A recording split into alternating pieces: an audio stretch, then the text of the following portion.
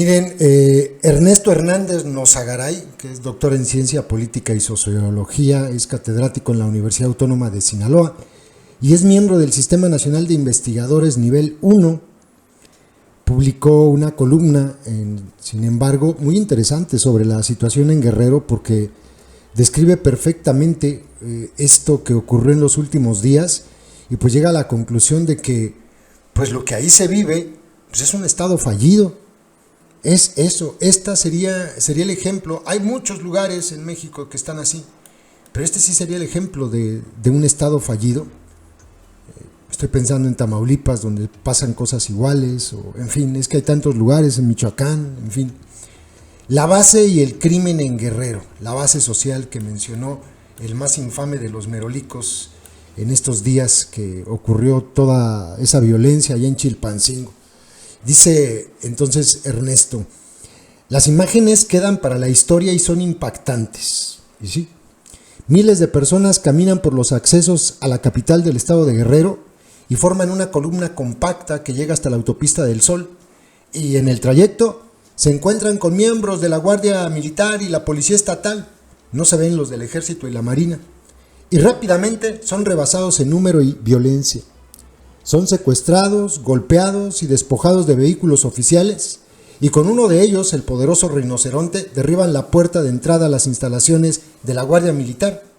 Y ahí continúan las agresiones contra los ocupantes y los destrozos de las instalaciones. Nada parece contenerlos. Al contrario, al no haber resistencia, continúan más fuertes los ataques. Evelyn Salgado Pineda, la gobernadora, sube un tuit donde llama a los instigadores al diálogo para resolver sus demandas. La principal de ellas era la liberación de 2 transportistas que habían sido detenidos en posesión de drogas y armas y presuntamente pertenecen al grupo criminal Los Ardillos, aunque, como veremos más adelante, se le da la vuelta con un pliego petitorio de carácter social. López, la mañana del martes, tocó el tema y dijo algo poco equidistante con el diálogo ofrecido por la gobernadora cuando señaló que los grupos criminales tienen base social y cuando es necesario la movilizan para conseguir sus objetivos. Cito: no vamos a ser rehenes de nadie y exhorto a los habitantes del estado a reaccionar con prudencia si reciben presiones o amenazas del crimen organizado, que no se confronten con los capos de esos grupos, pero que no se dejen manipular. Eso dijo López.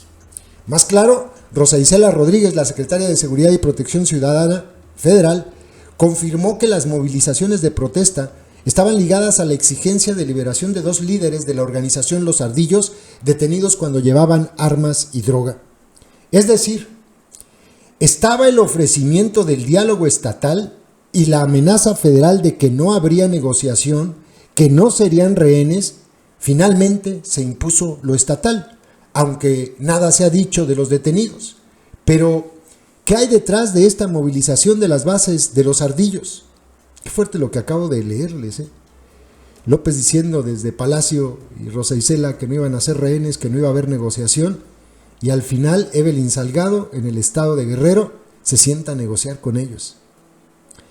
Eduardo Guerrero, un especialista destacado en materia de seguridad y conocedor de la situación criminal de Guerrero, en una entrevista que concedió la noche del martes, va al grano. Señala que en estados como el de Guerrero y particularmente en el municipio de Chilpancingo hay un orden en el desorden que vemos espectacularmente a primera vista. En Guerrero, pero también en otros estados del país, operan grupos criminales poderosos que llegan a determinados acuerdos con las autoridades establecidas de manera de garantizar gobernabilidad. Y si eso logran los cárteles pequeños, qué buena reflexión, con los grandes cárteles se vale imaginar lo que logran. Imagínense. Y esto significa que cuando hay más de un cártel, civilizadamente se reparten entre estos el mercado criminal con la complacencia del gobierno estatal y municipal.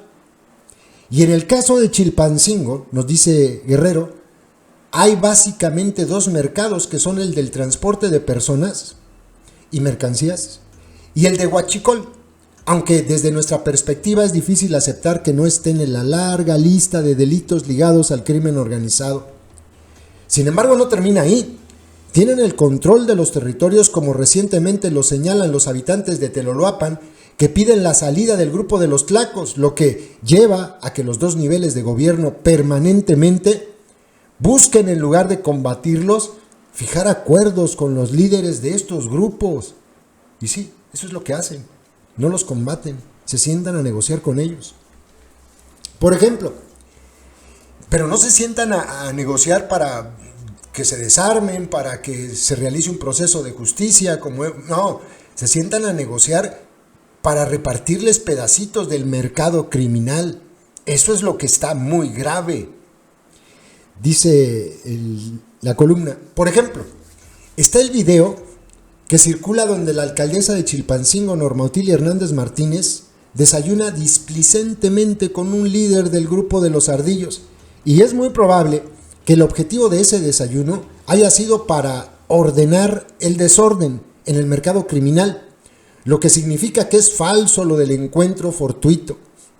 Entonces, las imágenes que vimos en televisión tienen que ver con la detención de los transportistas detenidos con drogas y armas, pero también busca acuerdos entre este grupo criminal y los actores del gobierno para mantener o ampliar lo que consideran suyo.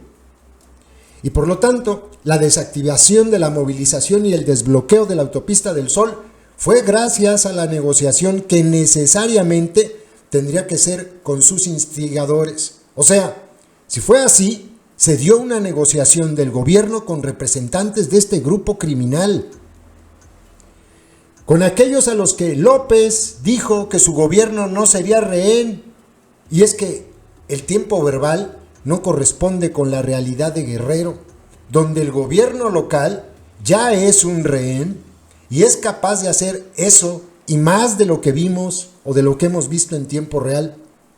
Entonces, estamos ante un problema medular del Estado mexicano, que viven siendo los estados y regiones capturadas por los distintos grupos criminales que han balcanizado el país a través de la violencia, y que muestra el fracaso de una estrategia de seguridad que ingenuamente buscaba, a través de la política de abrazos y no balazos, disminuir sensiblemente las actividades del crimen organizado. Es decir, reconociendo a los cárteles su peso específico, lo que fue siempre un despropósito, y explica que el gobierno tenga que ceder a este tipo de presiones. Y es que los jefes de los Ardillos, señalados como los instigadores, financiadores de estas movilizaciones violentas, las dieron por concluidas cuando seguramente hubo una promesa de obtener los resultados esperados, si no ahí siguieran. ¿Sí, no? Eduardo Guerrero cierra la entrevista diciendo que lo del pliego petitorio aceptado es una faramalla y está intacto el tema de fondo, que es ceder poder ante los grupos criminales y compartir con ellos los territorios del país. Y a eso o menos se le llama Estado fallido. Cuando las instituciones del Estado son incapaces de garantizar la seguridad de sus ciudadanos, dejándolos desprotegidos, como lo vemos diariamente en distintos estados de la República.